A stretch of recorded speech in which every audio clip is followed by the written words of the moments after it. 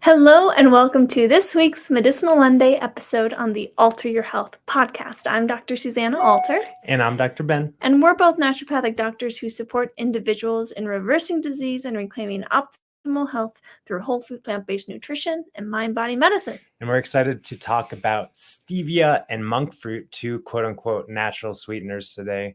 A lot of people have questions about these. It's maybe one of the most common questions we get in the realm of whole food plant-based nutrition and eating to prevent and reverse disease. And I guess just to start it off, just to preface the conversation, these are products that we don't generally consume, at least not on a regular basis in any sort of way. We don't have them in our household. But it's kind of been in this gray area. What is our relationship? What is our stance? What is our understanding? And this was a great opportunity for us to kind of get to know these products, get to know these constituents of plants, because that's really what they are, a little bit better. Yeah. And just to summarize a little bit about what sweeteners we do typically use in our kitchen. We actually have an old podcast episode on all the natural sweeteners that we love, but we like the natural sweeteners that are minimally processed, that actually have some nutrition in them. And so we think of maple syrup, honey, which isn't vegan, but many whole food plant-based eaters also enjoy some honey. And even coconut sugar is pretty minimally processed when we consider all the different sweeteners on the market. Yeah. If we then compare this with the other end of the spectrum of just the zero, the totally nutrient devoid sweeteners, hyper processed sweeteners like white sugar, beet sugar, brown sugar. I mean, there's so many forms. Corn syrup, high fructose corn syrup, even agave nectar. I would like to just interject and say that so the natural sweeteners we like are more nutritious, meaning they have some minerals, they have some nutrition in them. And then there are the empty calories, which is just like, agave and brown rice syrup and the more stripped down sweeteners. And then there's the real toxic stuff. Okay. Yeah. Right. Because then there's the stuff that is GMO, filled with chemicals and preservatives and whatnot. Of course, high fructose corn syrup and like the GMO beets that are grown to make sugar, like quote unquote sugar. Most of the time when we see sugar on a label, it's from beet sugar, which is a GMO product, totally laden with pesticides and herbicides and whatnot. And then there's the synthetic kind of industrialized, engineered chemicals like aspartame, like sucralose, and like saccharin, which take on a number of different names. These are just chemicals that are patented, and then they're products that derived from these chemicals. And those are definitely, I think somehow they're controversial, but I don't know how it is a controversy that these chemicals, especially when consumed on any sort of regular basis, definitely are toxic to the body and specifically the nervous system. Yeah, and I guess one category that didn't make its way into our little intro here yet are the alcohol sugars that also tend to be 0 calorie, like xylitol and erythritol. And these actually have a pretty, they have a better reputation for being safer for sure compared to the aspartame and the sucralose and the saccharin. But, I think maybe we can do another episode. Maybe we can do another episode on those too. Exactly. Yeah. So that kind of sets the stage, the preface, the conversation around quote unquote natural sweeteners. Of course, we've already made our stance in terms of what we generally consume, but there is this gray area of quote unquote natural sweeteners that really consists of stevia and monk fruit. And these get slapped with the label of natural sweeteners because they are derived from whole plant foods or whole plants. Stevia is, of course, a leaf, or maybe you didn't know that, but it's a shrub. And I remember eating a dried stevia leaf, and it was, in fact, very sweet. But interestingly enough, it also, like most other plants, has a complex flavor profile. So it had bitter qualities as well. And it was, I thought it was like, it was intense, but interesting. But then, of course, there are the stevia extracts, which are far removed from the whole stevia leaf. And the same goes for monk fruit, which honestly has only come into my awareness in the last few years. And I think that is becoming more of a popular, quote unquote, natural sweetener. But it's very similar to stevia in that it really comes from a bigger plant, which is in fact like a gourd that grows on a vine in different parts of the world. But then they extract a specific constituent from the monk fruit, just like they extract specific constituents from stevia that are called glycosides, which naturally have a sweetness to them. They're naturally sweet. And therefore, they throw away all the rest of the constituents, all the rest of the nutrition in those plants, in the stevia and the monk fruit. And we're left with just a couple of chemicals that are really sweet. And in the case of both stevia and monk fruit extract products, and because we use the term stevia and monk fruit, but it's really not stevia and monk fruit. Stevia is the leaf. Monk fruit is a gourd. It's the stevia constituents and the monk fruit constituents that are the glycosides that are the sweeteners. And when you look at these constituents, they are anywhere between 200 to 300 times sweeter than quote unquote sugar, being sucrose, which is the combination of glucose and fructose molecule. That's kind of table sugar. And that's what things are compared to in terms of, how sweet are they. And, when reading about stevia and monk fruit, I found it interesting because there was kind of this slant talking about these products as being really, really, what's the word? Sustainable, in that per amount of food, per amount of sweetener, you have a lot more sweetness. So therefore, you only need a little drop. But the fact is that most people don't just do a little itty bitty drop. And I guess we're just kind of cutting to the chase here. That the bottom line kind of risk with these natural sweeteners is that we are kind of creating this hyper palatable response. We are dulling our taste buds, our sweet receptors on our tongue, and therefore we're less sensitive to the natural sweeteners that exist in our bananas, in our apples, in our potatoes, even in our carrots, in our celery. Every sugar that we consume from whole plant foods has sweetness to it. And when we bombard our sweet taste receptors with these compounds that are designed to light up the taste centers in our brain, create this super physiologic dopamine response, it becomes a really slippery slope that some people call the pleasure trap, termed from a book written by Dr. Alan Goldhammer and Doug Lyle. But in any event, that's kind of like the synopsis of this story around monk fruit and stevia, is that it is a slippery slope. There's some information to fill in, but Dr. Susanna, do you want to?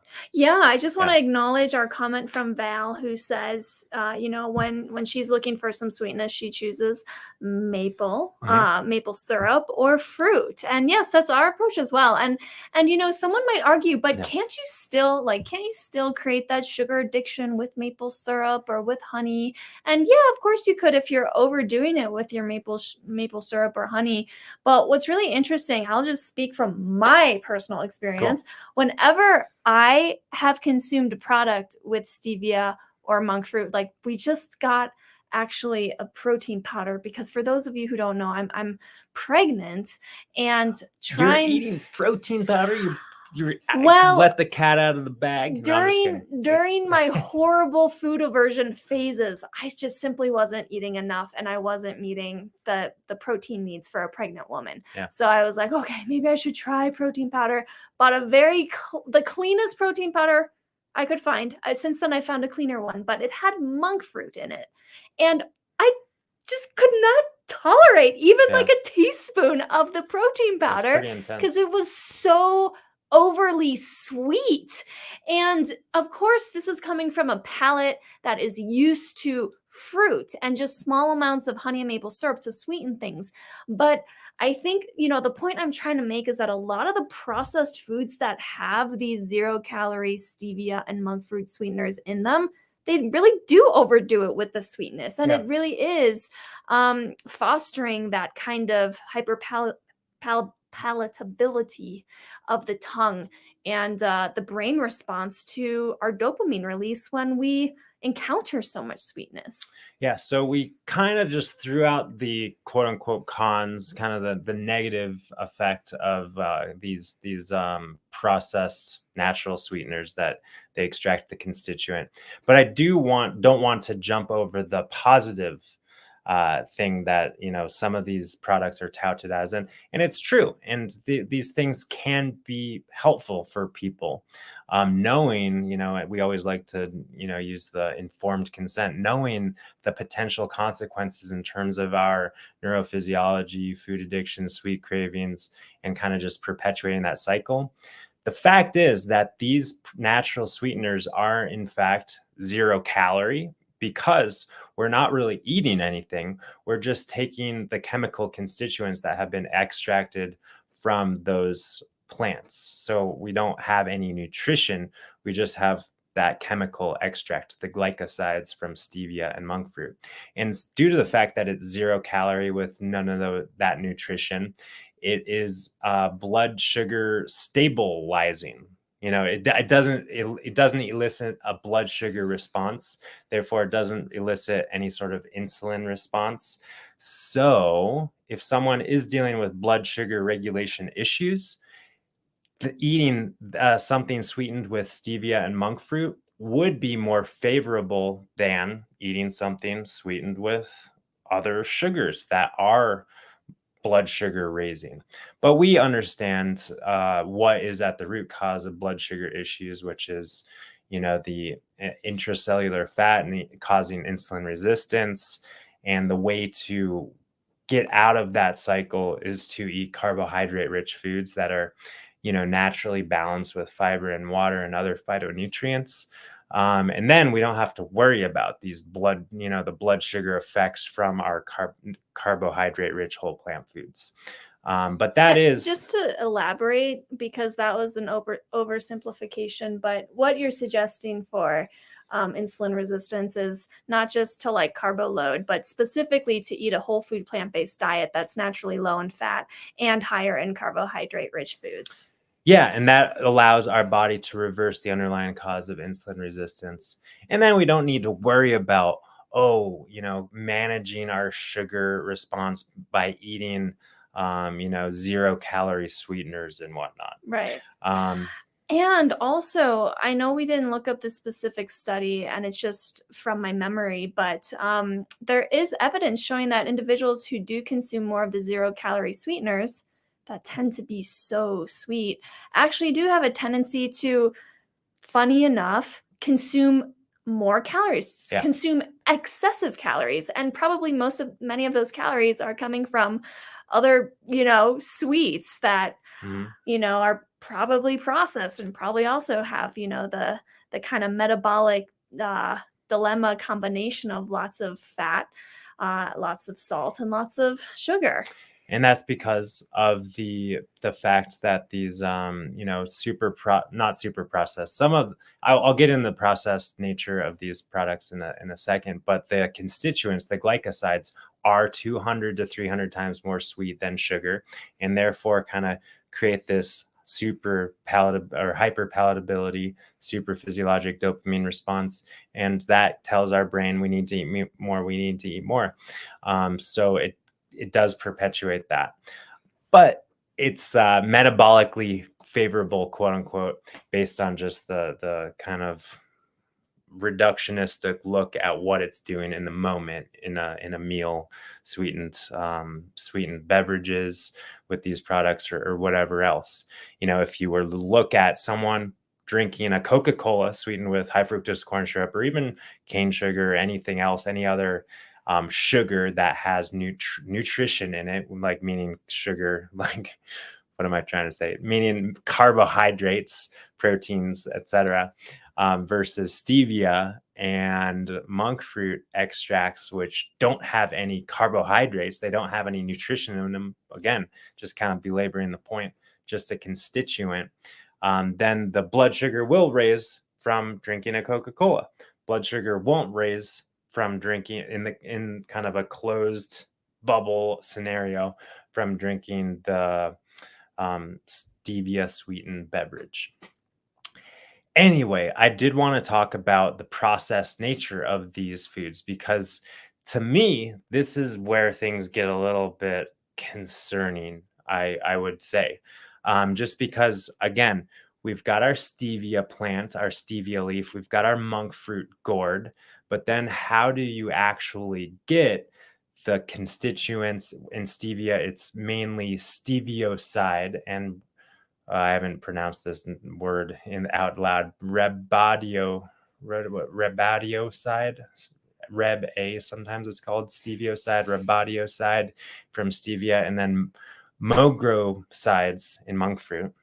Sorry, not an expert with the chemistry, but how do you get those glycosides? Well, it turns out you need a lot of chemicals and a lot of steps in processing. With stevia, there's some publications around the fact that there are like 40 unique steps to get the stevia leaf to the stevia bottle or stevia extract or stevioside extract. And I wanted to read this excerpt from Wikipedia about monk fruit. So the sweet taste of the fruit comes mainly from mogrosides, a group of triterpene glycosides that make up about 1% of the flesh of fresh fruit. So 1% of monk fruit is this mogroside. Through solvent extraction, a powder containing 80% mogrosides can be obtained, the main one being mogroside 5, escoside. Other similar agents in the fruit are cyaminosides and whatever. A dish of monk fruit sweetener sorry about this. That doesn't make sense. The peel and seeds are removed, and the pulp fruit is made into a fruit concentrate or puree. Additional juice may be extracted from the remaining pulp by hot water. The juice is homogenized, acidified through the slightly to prevent shelling and improve the flavor, and treated with pectinase and other enzymes to break down the pectin. Most of the other off-flavor agents are then removed from ion exchange resins such as sulfonated polyestyrene, more chemicals here, polyestyrene, divinylbenzene copolymer, or polycyclic acid, polyacrylic acid.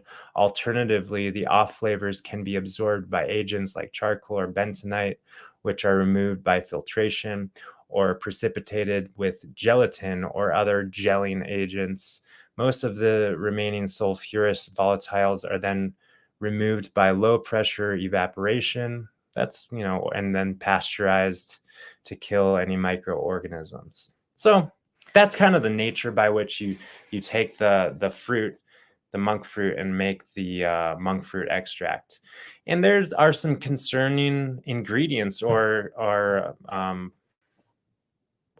what am I trying to say? Not ingredients in the product, agents in the process. Processing agents used in the extraction process, which I don't know what that does to like the end product in terms of toxicity load. Moral of the story, we kind of definitely classify this in the yellow light food category, something to be consumed in moderation, something to be mindful about, just because of the lack of knowledge around the toxic effects from the processed nature of these sort of products. Yeah. That being said, there are some documented effects of quote unquote toxicity from stevia, mainly concerning the microbiome. Stevia is known to kind of disrupt optimal microbial balance. Most of these studies are done in animals like rats. But in any event, we don't really want to consume products that are going to throw our microbial ecosystem out of balance. We want to promote diversity and harmony in there. And turns out stevia doesn't seem to be helping us with that. Yeah. I mean, I would even consider these sweeteners between yellow light and red light, meaning, red light you definitely want to stay away from, and yellow light's like an occasional, in moderation you enjoy, these yellow light foods, but in between, like an orange light food, in the sense that, like, okay, if you're like out and about and someone offers you a beverage and it's sweetened with stevia, it's like an every now and then thing, but not like, a little bit every day. I feel Yeah. like even that kind of daily practice of using stevia can create that kind of, sugar craving, sugar addictive cycle of the pleasure trap. And yeah, if we just consider, the process of taking sap from a maple tree and boiling it into syrup, or honey from a honeycomb, or even, coconut syrup is also from the sap of a coconut tree. Very minimally processed compared to these 40 steps that you mentioned of taking a stevia leaf and turning it into that white stevia powder. And, I think our message throughout this Alter Your Health podcast is really, we want to encourage people to live aligned with nature as much as possible. And that's always a good rule of thumb. Stay close to nature, right? Mhm. Stay close to nature. And the monk fruit extract, the stevia extracts, though naturally derived, though coming from plants, not very close to nature. And yeah, just that slippery slope. So hopefully, this is not demonizing it. This is just sharing the information. And this is supporting you in making your informed decisions when choosing products with sweeteners in there. But at the end of the day, we're not afraid of the naturally occurring carbohydrates in maple syrup. And I totally forgot dates as well. Dates and date sugar, great sources of sweetness and sweeteners. So we're not afraid of those carbohydrates, especially in the context of whole food plant-based eating, nutrient dense, naturally low in fat, supporting our bodies and reversing insulin resistance and balancing blood sugar naturally. I guess that's kind of a wrap here. Any last thoughts about the sweeteners? That's it. That's a wrap. All right. Any other announcements? I don't think so. If you are wanting to learn more, I guess I'll just share. As always, open invitation to join the Thrive on Plants program. This is how we empower you with knowledge and education, understanding whole food plant-based nutritional science and lifestyle medicine so you can heal yourself. So come on in. You can join us and check out more, learn more at www.altered.health. All right, everyone. We'll see you next week for another Medicinal Monday. Peace and love. Bye.